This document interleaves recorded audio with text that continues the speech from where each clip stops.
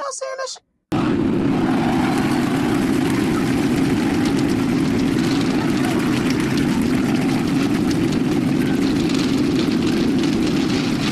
Boy, Elon Musk has not had a good couple of last months. His Tesla stock has been down. Tesla's been getting smashed up and demolished by all type of people all over the place. And now his SpaceX rockets are blowing up. Yeah, they're blowing up, y'all. It was funny watching this test flight because they were talking so good and positive about different tests that they were going to run and operate. They talked very, very big and grand during the first phase of this, but immediately you started to see this thing go left because they had to pause the countdown at 40 seconds a couple different times. Here we go. All right. T-minus 30. Let's listen in. Watch that first flight proven super heavy. Get ready to take off from Starbase.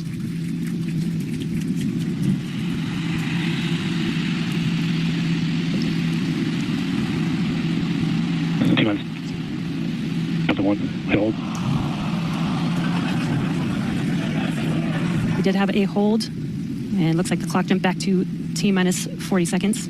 Not only did they pause the countdown, as soon as they got a rocket off into space, the booster rocket came back to Earth and started just doing stuff that they didn't expect it to do. They tried to talk about it like it was a controlled descent, but it was a straight out of control descent. And at one point in the film, you can actually see the rocket just blow up. Super Heavy booster is making its way back down to Earth. We can see those Griffins doing some heavy work. Booster landing, start up. Ignited for our landing burn, and may have ended with that landing burn. Does look like we lost telemetry from the booster once we started into that landing burn. Did you see confirmation that the booster did demise? So the booster's flight ending before it was able to get through landing burn. Oh. Now, aside from the booster rocket blowing up, they actually did successfully get the rocket into space. But once it got into space, they lost contact. And it was funny watching the commentators try and say, hey, well, we're going to do this test. We're going to open up the payload doors. We're going to try this test. We're going to do this test. And the doors never opened. And while they were trying to get control of the doors, they lost contact with the rocket. Well, we heard the door open was in progress. It was unable to actuate all the way open, so they are going to close it back up. Hal told me no. Said, I'm sorry, Dan. Can't do that. Looks like we won't get the door open today.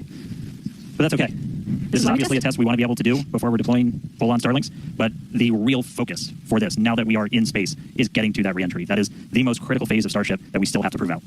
All right, well, so it does look like we're not going to be able to deploy Starlinks today, but we should have pretty frequent views from Starship. They might cut in and out every once in a while, but should be pretty regular.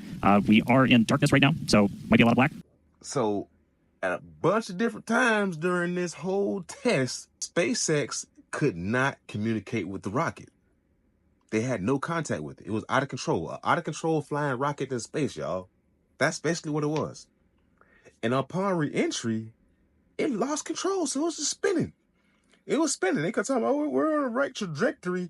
I don't give a darn what trajectory you're on, but if you got an out of control rocket that just spins, and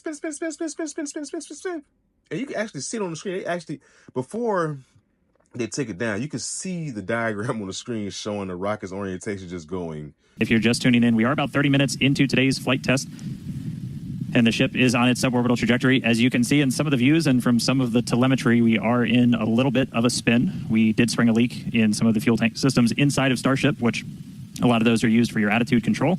And so at this point, we've essentially lost our attitude control with Starship. We are still on a path toward re-entry. We are suborbital, so no matter what, we are going to enter. However, this lowers the chances for it to be a controlled re-entry.